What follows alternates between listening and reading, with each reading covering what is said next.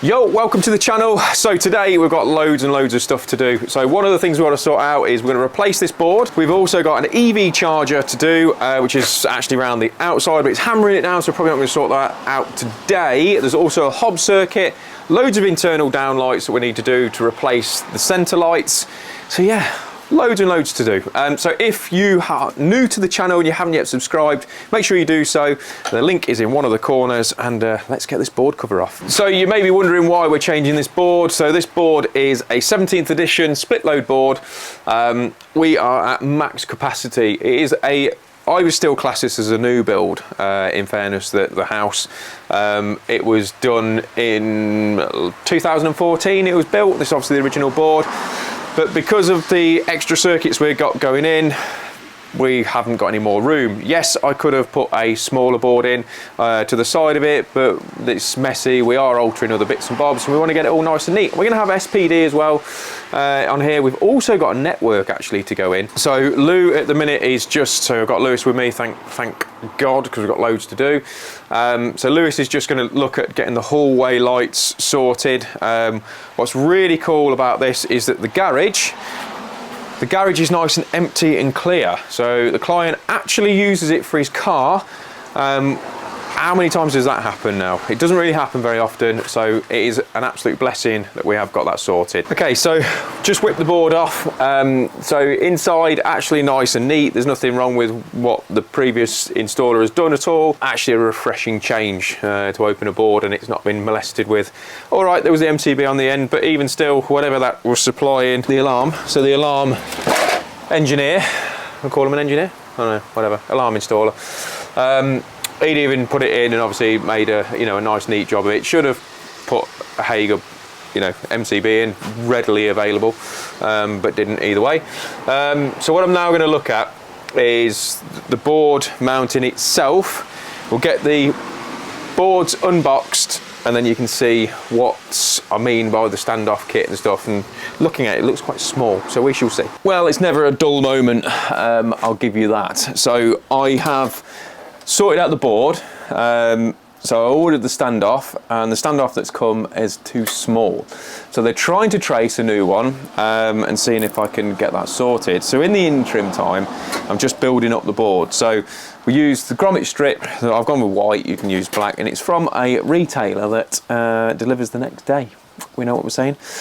So I use this, it's an edging strip basically that you use for panels. And I find if you put that on these, you can do whatever you like with the cables. You can be as rough as you want to pull them through, and it just doesn't come off. Because whatever I find on all manufacturers, whatever you are sent with it, it looks at the cable and jumps off. And obviously we don't want that. We want it to be nice and smart. So we're going to go around and fit that now, and it's just a case of starting in one corner and seeing it through. And I tell you what I'll do is I'll get it fitted and then I'll show you a little bit closer of the finished article. This is the grommet strip already installed, so I tend to find just keep them uniform, so start in the same corner both ways and just put that round. That's all it is. There's nothing to it. It looks a bit smarter from when you're looking on the inside, but the only people who are going to see it on the inside is another electrician, and hopefully it'll be me coming back at a later date to do more work. So. But, keep your standards up. The board is all mounted up. We've got it all in place. Now, what I've done is I've also trimmed that up slightly to bring that up, but obviously bearing in mind, I can't really move too much because of the meter tails. So we've got 25mm meter tails in there, which is fine. We've also got our 16mm main earth, and also we've got a gas bonding. So if we can see that down to there, so the gas bonding, now there's no water bonding here because it's got a plastic incomer, so obviously it's not a requirement. One little tip before I get into whacking all the RCBOs in, is when you're doing your boards, if you run tape around like that, just loosely around them all, it does make your life a massive difference just to get the cables through and into the board. Now, what I've tried to do is, because you may have noticed at the very start, I labelled them all at 1 to however many. If you can try and keep that path all the way through, it just makes life a lot easier on the testing when you're doing all that side of things.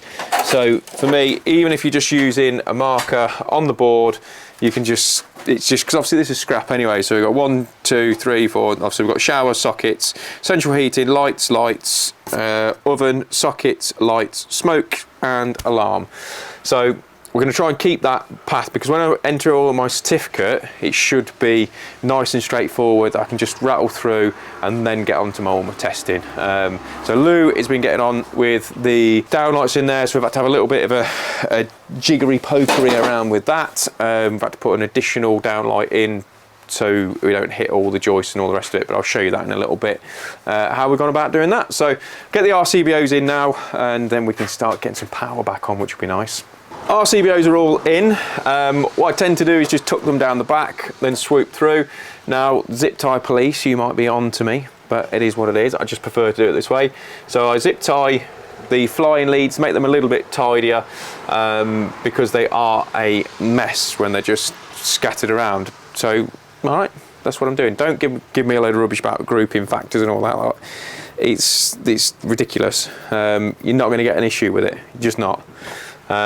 So anyway, so we've now put in the 2 last 32 amp RCBOs in here, which will take care at a later date, the EV charger and the hob circuit. So now what I'm going to go and do is try and get all these back in the number sequence orders.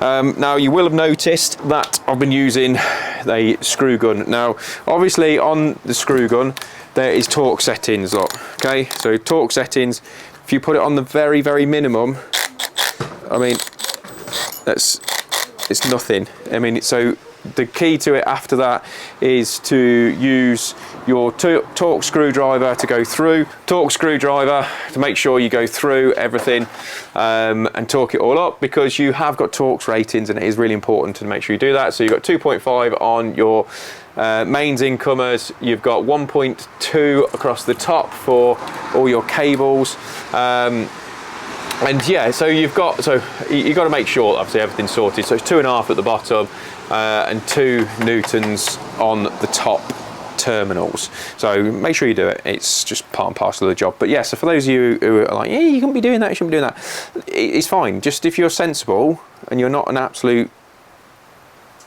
I'm going to say something else, if you're not an idiot, you'll be fine, okay? So don't panic, because if you do them too tight anyway, 1, they'll snap, and 2, they'll round the heads off and you won't be able to do any of the testing or anything. So, I mean, it's up to you. Okay, so the board is on and tested. Now, this is what I would call, again, another real world consumer unit install. Yes, it's neat, it is neat and tidy. Can it be better? Yeah, of course it could. I could mount it right up here and spend an absolute lifetime dressing it all in. Am I going to make any more money from doing that? No, I'm not. Is it nice and neat for everybody concerned? Yes, it is. So sometimes when social media gets involved, you know, you can get so bogged down into, oh, it's got to be absolutely perfect. Every single swoop has got to be like this. No, it doesn't. Yes, take pride in your work, which I do. I do take pride in what I do. I'm also well aware that I do need to make money, and making money is just making it nice and neat and safe, and that's it. We're going to go into the living room now, and then we're going to get on with doing the downlights in there, and I'll quickly show you what Lou's done with the downlights in the hallway. But obviously the client is trying to work from home, and we've got to make sure we don't disturb him too much. So let's go in there. Okay, so this is the hallway that Lou's been doing. So what we had originally was a light up there and another one down here, so it was really, really dark all the time. And so what Lou's done is, you probably can't quite see it now, but we've installed 5 downlights. There were supposed to be 4. We've done 5 because it worked better for the joist layout. And then up here, so we've done 100mm holes so we can get access in to run the cables. Now, they are, I think they're called glulam beams, but they've already got pre-drilled holes in them, so we were quite lucky in that sense. So it was more just getting your hand in to feed them down. Colour selectable downlights as usual. And then what we've got in here, so we're now in this room. So this is like the living room, dining room. So what we're going to do, there's individually switched, so I'm going to put you back here so you can see a little bit better. It's better. So whoa, so in this room, so we've got centre light, although they're not centre light. So the idea is there's going to be 8 downlights in here. There is a projector up here, as you can probably gather. So we're going to base that projector screen as the wall and stick 4 in this area, and 4 in this area. So obviously we've sheeted up, and we just need to get on. So the joists are that way, Lou. So hopefully we can pick up those holes again, and just get cracking. So we're now just in the stage of marking out, so better to get on. Okay, so what Lou's done is marked out the ceiling. So one of the tips that we do is use a old knackered screwdriver, basically stick that through the hole, make it a hole a little bit bigger, and then if you get a bit of 10mm earthing, bend it over in the radius where you need for your downlight, and then stick it through the hole like that. And if you spin it, can you see that? So if you spin it and it doesn't hit anything, then we're good to go. And I'm 2 down, 2 more to go, so fingers crossed it's all sorted. Okay, so we're putting the downlights in now in here. So by doing it this way, it means we've only got 1 hole to patch repair in this section as such, or ignoring that one. So what we've done, we've dragged the cable back from here to where Lou is now, drilled through the joist, because there's a joist literally just here, drilled through. Lou's just attaching on now, and then we're going to go through to this one, and then from this one we're going to go back down to there, and then that's this 4, because this is switched individually. So from behind where Lou is now, we've got a 2 gang light switch there that controls, one does this 4, one does that 4, and one does the other one. Might so get tape in it. Yeah, because this, so basically this snake skin is a bit it's off for the 2mm, isn't it? it's the wrong one, so I shouldn't really complain, but I'm gonna. So real world sparking, like I say, this will be left in. The tape's down there, obviously, why wouldn't it be? Yeah, because the plan is because we're running out of time, is we'll get the lounge all sorted, lounge dining room sorted, and then we'll have a good square up, and then we're going to have to rebook because of basically another appointment that the client's got to keep.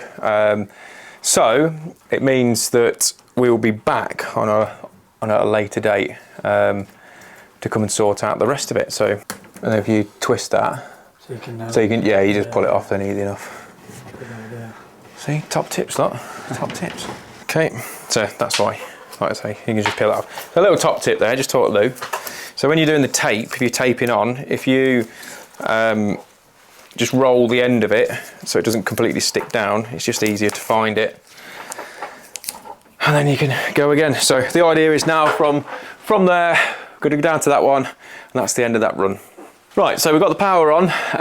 Lou has just filled all of the holes. So we ended up with 1 hole there, 2, 3. So 3 holes, which wasn't too bad in fairness. So he's just used the batten to make sure that they are nice and secure. So they're all done.